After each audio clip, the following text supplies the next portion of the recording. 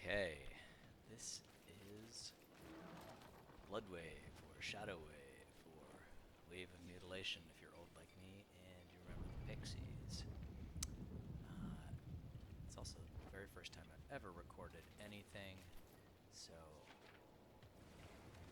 forgive me if I ramble a bit. Here's all the gear, which I can go over later, assuming that this actually goes well.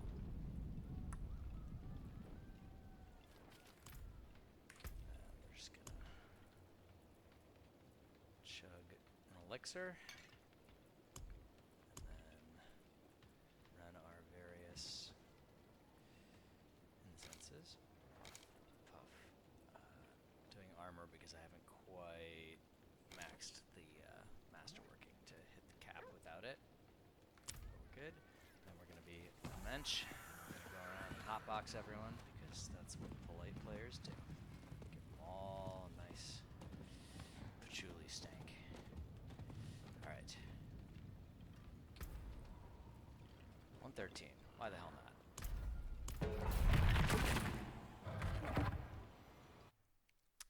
So the main loop of this build is you curse, you unleash a giant wave of sludge, and then you blood mist through, popping corpses as you collect blood orbs to recharge the wave and up your damage to 30%. Thank you, recent patch.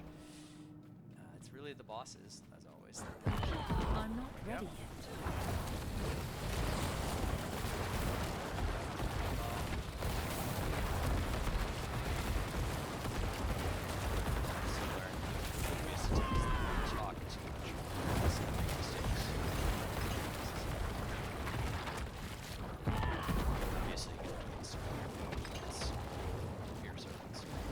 So basically we've got a pile of buffs. We have Blight for 20%, Corpse Tendrils obviously stuns people and gives vulnerable for 20%. We have Blood Orbs, which stack up to 30% by grabbing them and also reduce the cooldown on our Blood Wave. Blood Wave is the main source of our damage by far. Shadow Blight exists, and the minions, which do shadow damage through a photic aspect and through shadow mages, exist basically just to get Blight going. It's not a real source of damage. Obviously all the standard Necro stuff, eating corpses and being near corpses.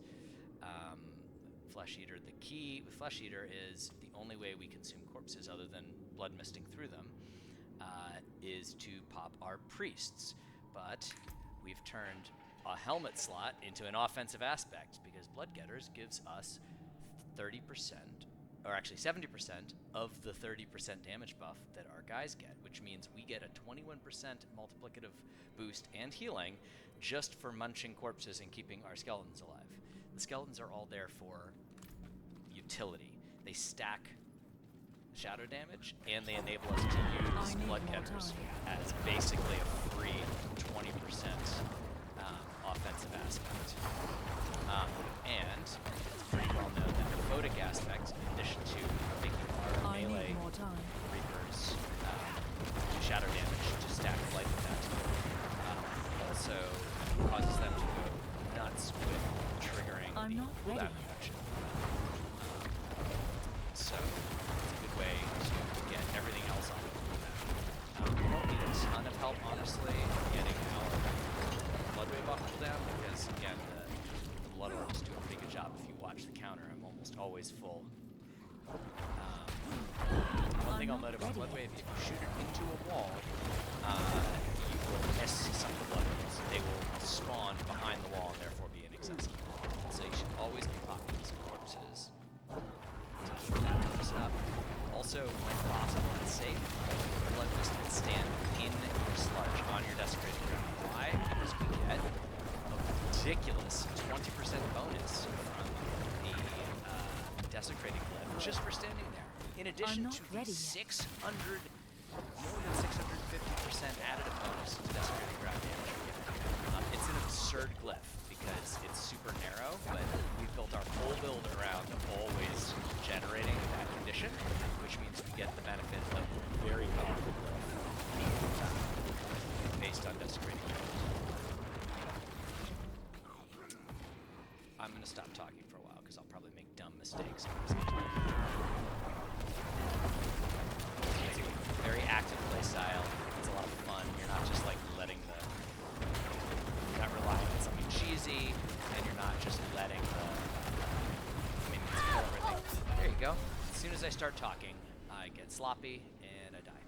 That was a totally unnecessary death that had everything to do with me trying to record and not being a streamer or anything like that. So now I will truly shut up.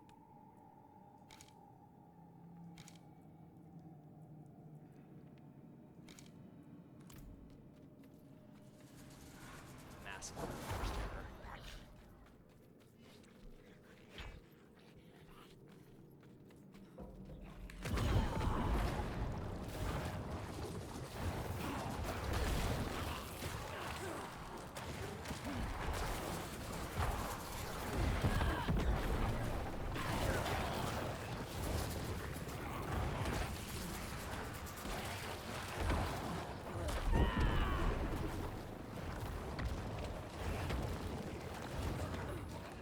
Okay.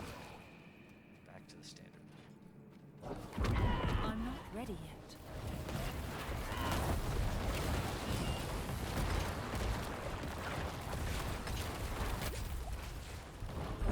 I'm not ready yet. Something else I should know, I say, risking death by being distracted, is that damage over time. I'm not low. ready yet. Snapshots, which means that for a damage over time effect, it has a look at all your bonuses that apply, at least as far as things that buff your damage. We're not talking about things that are the state I'm not of the ready enemy. yet. It has a look at all of those things at the moment you activate the skill, and it applies them to the whole life of the DOT, even if that buff doesn't exist later on. So if you have a 4-second shadow wave, if you cast it and you've got a buff up and that buff expires 1 second after you cast it, the shadow wave still keeps that buff the whole time because it I'm not ready remembers yet. in a snapshot what the bonuses you had when you started the wave, which means we should cast our shadow waves when we're standing on our previous desecrating. Why? Because then we get another 20% bonus for free.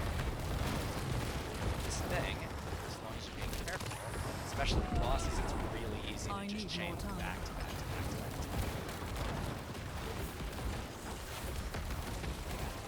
But you can see I'm often just I need more time. a lot of very deadly actions here. Basically all the ones on Hades. Top.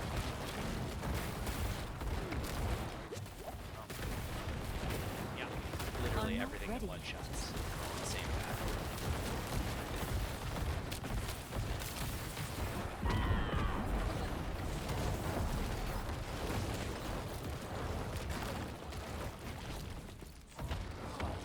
Not worth fighting this straggler, who cares? I'm not ready yet.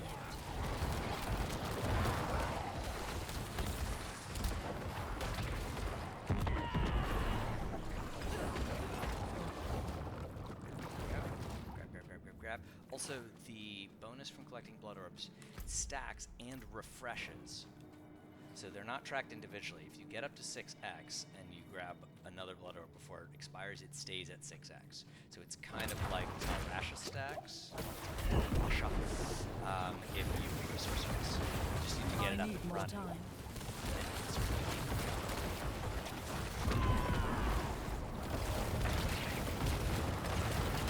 What's nice when you're fighting ads is that corpse tentacles allows you to pull them onto the desecrated ground and start taking damage, which is fun. So you can see here.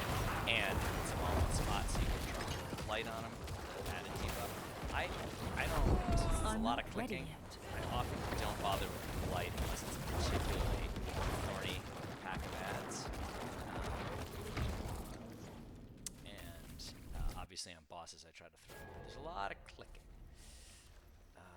which honestly I enjoy because then I feel like I'm actually playing the game instead of having math play the game. Which, I guess some people enjoy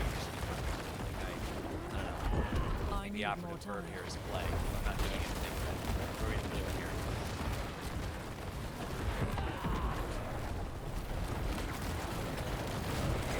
See, it's super satisfying to just watch everything disintegrate.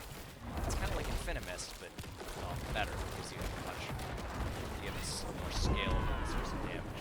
We're using all the Infinimist tricks and just finding a way to tack on a sort of an active attack that hits specific areas. Again, it just looks so good to see the sludge rolling I'm out. not ready yet. Wrecking everything. You never, ever have to think about your ultimate as it's your primary attack. You fire it whenever the hell you feel like it. You always have it, except in rare circumstances where if it's not back, you curse, and then you blood mist through, and you trust that all... I need Oh, more channeling time. Shrine is absurd. That's like Super Saiyan. Because everything you use is on cooldown, so you can just literally fire without even using your rotation. So that's... Yeah, just...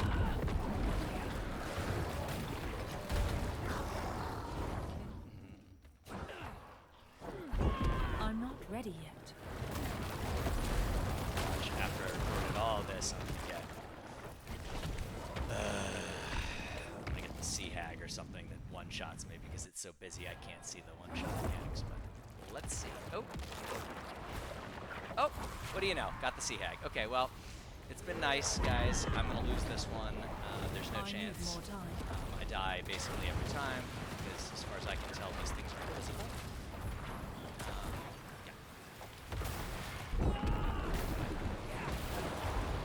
Basically, you I'm just not want to keep ready. every buff.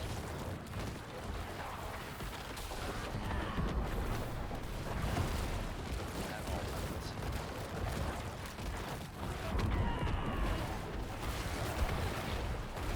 I need more time.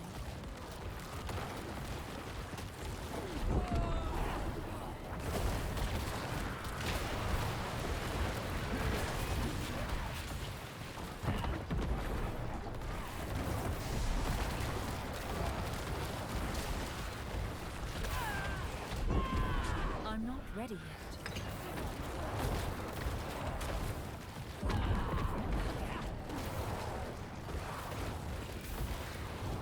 I'm not ready yet.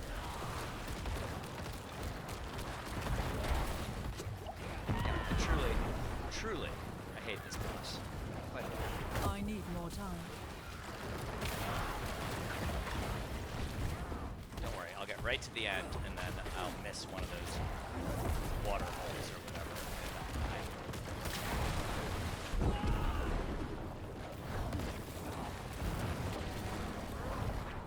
I'm not ready yet.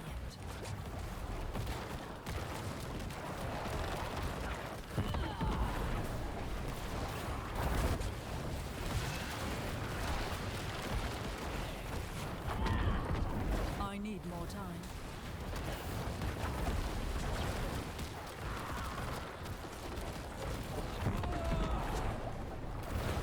I'm not ready yet.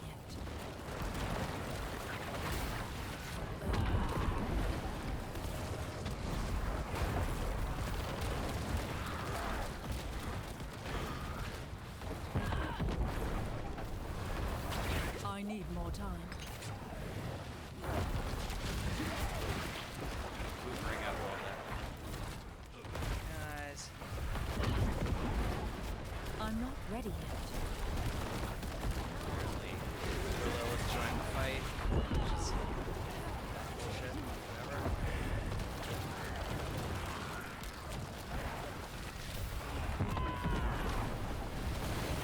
I need more time.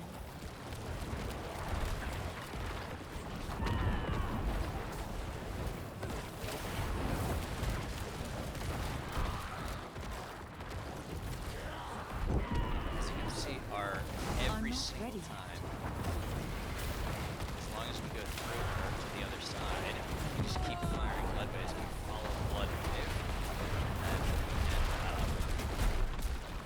on the other side, we grab enough force to fire. I need more blood time. wave. So it's just constant blood wave.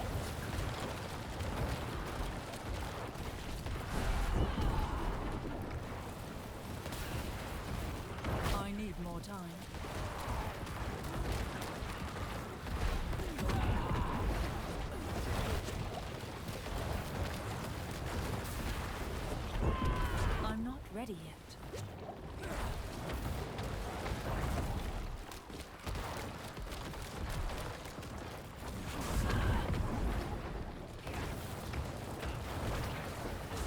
I need more time.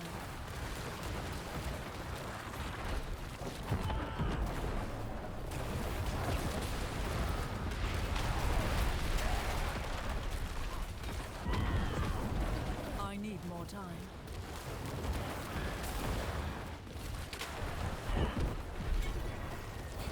Ooh, that was close. Ah, there you have it, though. Shadow Bloodwave taking down 113. Fairly respectable.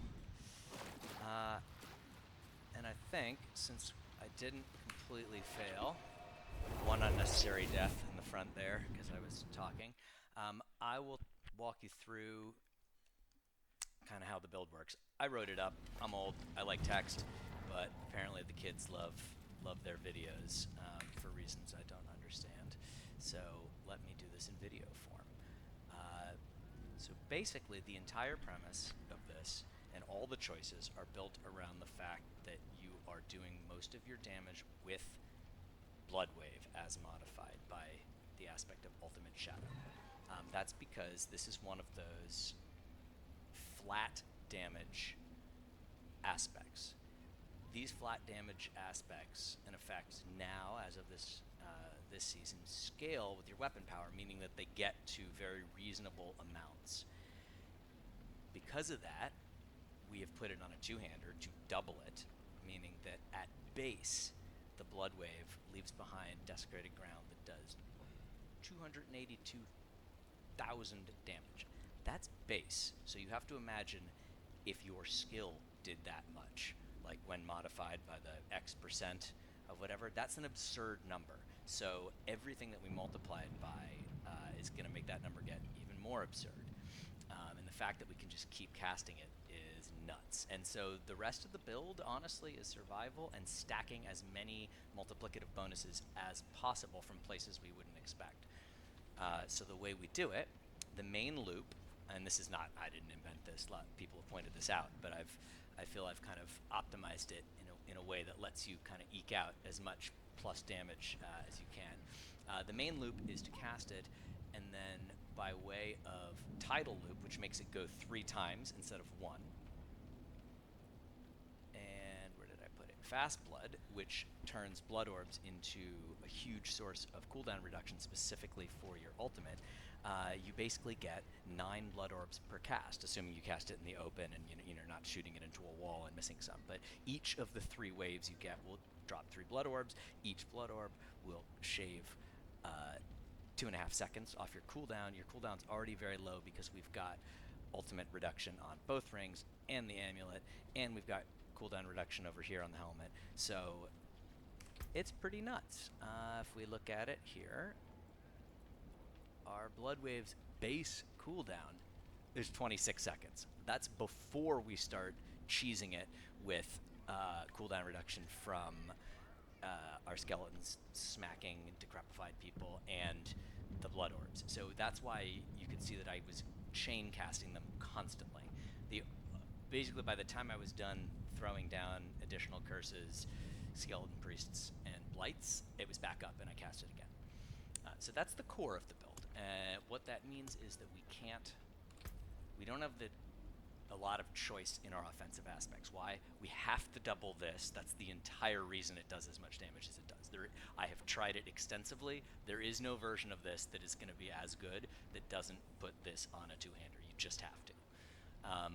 The next best source of damage is Blighted, which is why that goes on the amulet. Nothing new here. Everyone knows that that is a very, very powerful buff if you have it up consistently. Here's the problem. Shadow Wave is very high damage, but it's only one source of DOT, which means on its own it does not stack a lot, does not get that counter up to 10 very fast. Corpse explosions are okay, but if you don't have it on the bar, you're not stacking a ton of pools just by using Exploding Blood Mist. That is why we have the minions. The minions here are pure utility. We have invested very little in them.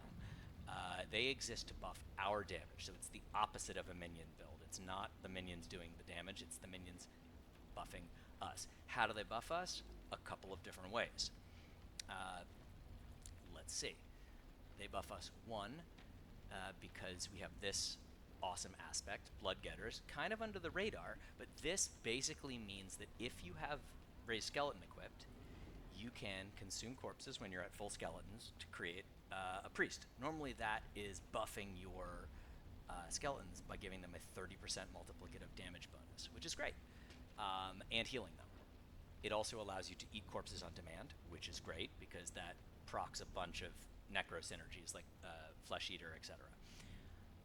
But with this aspect, we get 70% of that bonus, which if you do the math is about 21%, meaning that in our helmet, which normally does not take offensive aspects, we are effectively have something that says you do 21% more damage. And the only thing we need to do for that to be true all the time is every 5 seconds blast a corpse with Raised Skeleton, which we already want to do to keep our skeletons alive. So ludicrously easy damage multiplier here, which kind of makes up a little bit for the fact that we're a little squeezed because we use 2 of our offensive slots to make this engine work. Tidal, so that it fires 3 times, which gives us more blood orbs, but also each wave lays down a fresh 4-second desecrated ground. No, desecrated ground does not stack. That's too bad. This would be absurd if desecrated ground stacked. I think it's sort of its own weird thing that comes from this and 2 other. There's the unique boots that do it with Sever, and there's the aspect that makes Blood Mist leave it. Neither of those are useful here because they're 1 or 2 orders of magnitude less damage than this does. And since they overwrite each other, we're not really interested in those. What else do our minions do for us? Well, they apply shadow damage. They apply individual instances of it, which give you ticks, which get blighted up, which gives us our absurd 180% multiplicative damage thing as frequently as possible. So all those skeleton mages firing off bolts, and every one of the Reapers, thanks to a photic aspect, every Reaper is doing shadow damage, and due to what maybe is a bug, but also kind of expected behavior since the game launched, skeletons will help reduce your cooldowns massively while using this aspect, especially when you're decrepifying people. So that also helps with everything like Blood Mist and Corpse Tendrils and all our other cooldowns that we use. So these 2 aspects, just 2 aspects, enable our use of skeletons as a huge utility boost that outweighs their sacrifice bonuses, even after the patch buffed them. We do sacrifice the Golem for just because that would be a whole nother skill slot we don't have room for on the bar. So we'll take, yes, thank you, we'll take that huge life boost. Very helpful. So what else have we got in here? I explained the sort of the skeleton utility package, which is these 2. I explained the engine, which is effectively Tidal and Fast Blood. That's the huge damage boost. We have 1 more offensive slot we get to use, and by far the easiest to set up and highest is the Damned, because we're cursing everything all the time. That's just a flat 50% bonus all the time. Why wouldn't you? Unfortunately, no room for anything else offensive. Otherwise, of course, we'd love to take other generic offensive things. The only remaining slots are boots and armor, and we've got the basically mandatory Hardened Bones. I'm not convinced that a perfect 25% roll exists because I've been playing all season and haven't seen it, but I'm sure it's out there, much like The Truth, another 90s reference.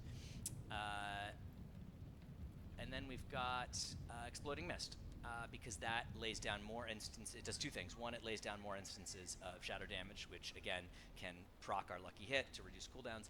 It just puts those pools all over the floor, and gives additional ticks of shadow damage, which means Blighted comes up more often, which means our overall damage is higher.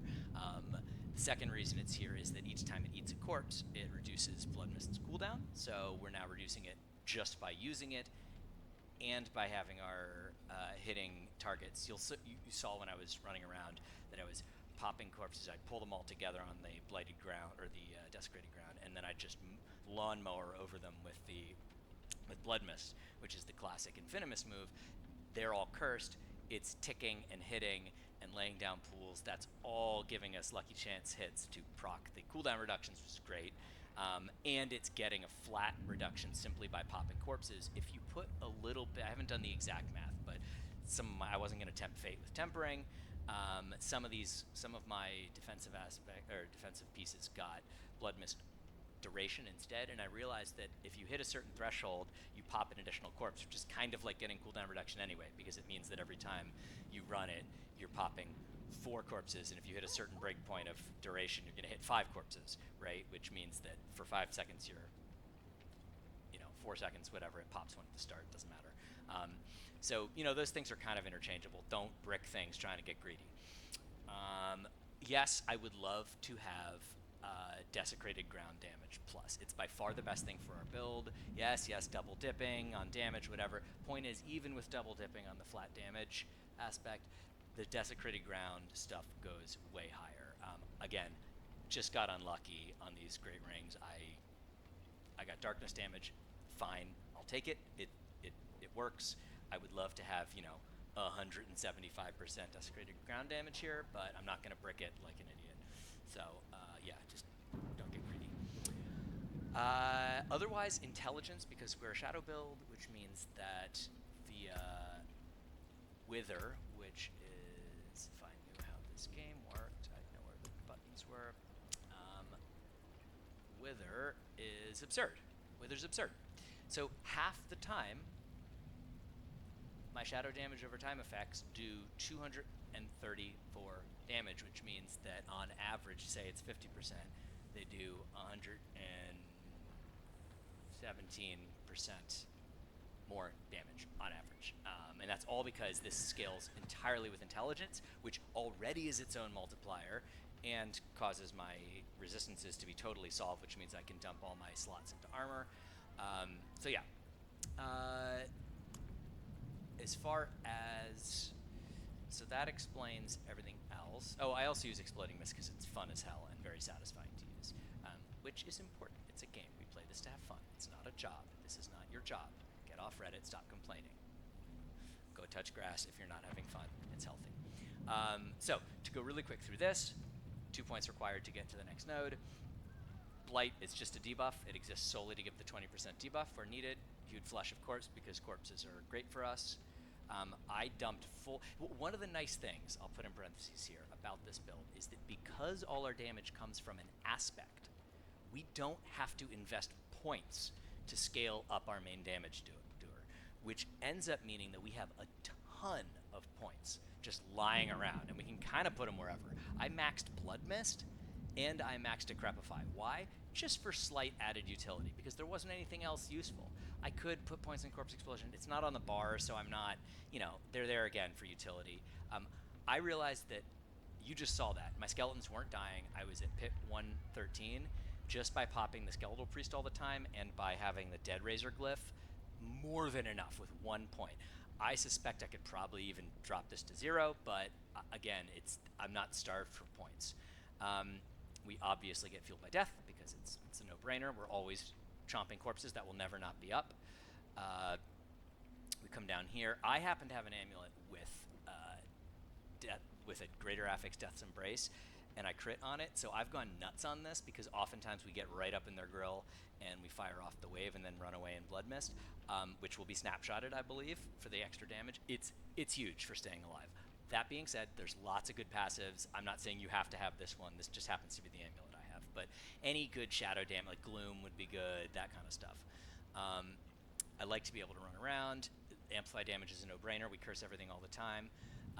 Decrepify, again, I had extra points. You could, if you're trying to play around with stuff, you can pull points out of Decrepify, for sure. I just, an extra 3% damage reduction. Actually, it's more than that because it reduces the damage they do. So it's not damage reduction that's multiplying with your other damage reduction. It's reducing the number, which then, actually the math might work out the same. I'm not sure. Either way, it's still less damage to stay alive. So I do that.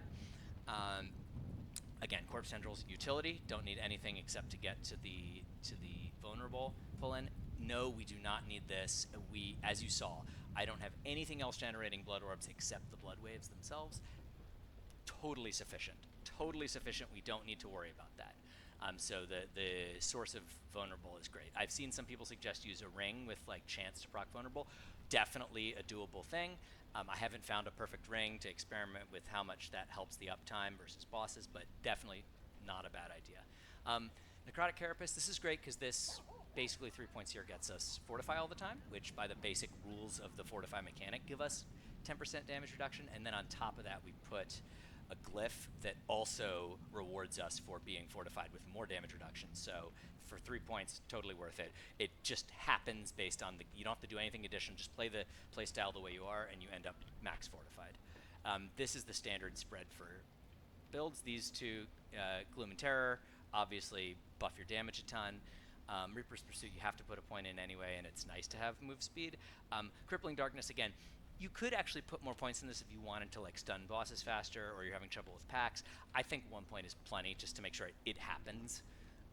It's, you know, yeah, the stun duration goes up and therefore it fills the bar faster, but it doesn't seem that important to me compared to the other things. And then our basic skill, as I like to say, Blood Wave. Yeah, remember it slows everyone, which is great. It means they're crowd controlled, and leaves behind 3 blood orbs, so we have to have that. And then we have Shadow Blight because we want to take advantage of the blighted aspect. A couple of things that are not intuitive to note before you waste time, like I did. Well, I didn't waste it. I experimented, and now you can have the benefit. What about Coalesce Blood? Oh my gosh, we could get 18% damage on our primary attack. Brilliant. Unfortunately, while Aspect of Ultimate Shadow does turn Blood Wave into a shadow skill, while keeping it as a blood skill, you can see here it's got the tags for blood and darkness, right? It doesn't swap them. It adds darkness to the skill. It's still blood. Unfortunately, our damage comes from the desecrated ground that it leaves. So what happens is that Coalesce Blood or anything that affects blood skills will affect the impact of the wave. The impact, it does do a certain amount of damage. It does this 150% weapon damage, right? That's nothing for an ultimate. It's the desecrated ground that's doing all the damage. Unfortunately, that does not count as blood, and therefore blood synergies aren't going to work. So I can save you the time of experimenting with that. What else is fun? Paragon. I won't go through the whole thing, but maybe there's another way to do it. I spent a lot of time on this, and there is literally 1 point of flex, which I dropped in a rare node for shadow damage. That's it. This node is the only flex. Everything else is exactly the amount of points I need to get to every single node and glyph socket while activating all the glyph sockets and maxing out Desecrated. I have not found a better way to do it. Maybe you could squeeze 1 or 2 more points if you did something clever and came into a board from 2 different directions. But unfortunately, this isn't. You can play around with some of the glyphs as long as you keep the same type, like int on int. So what are we running? Amplify, pretty standard. We're always cursing things. Dead Razor. This board, if you decide to ignore me and say, no, I can do it better without minions, fine. You could literally just drop, you can drop Sacrificial in here. And I've tried it. And then, it'll boost. But what's wonderful about this is we go through here and we get huge amounts. All the survivability of our minions comes from just socketing this one thing that we just drive through real quick. We happen to be able to hit both rare nodes because it's the fastest path anyway to turn it on. And that's what allows us to literally invest 2 points on our skill tree and maybe 0 if we do a little more testing and have minions that stay alive and do their utility function. So we're not wasting a lot of resources to get a lot of benefit out of the minions. Oh, I should also point out the Reapers are making corpses. I think they're bugged and they reset cooldowns as well. You'd have to make a choice if they ever fix that, but I mean Reapers are still very good. Both resetting cooldowns and making corpses is useful. And the Shadow Mages, you don't lose as much as you would think from the sacrificial aspect because the Shadow Mages are giving you, the 3 we have are each giving me 3% damage because we're taking that upgrade here. And then, yeah, as you can see for Shadow Mages, yeah, it's that.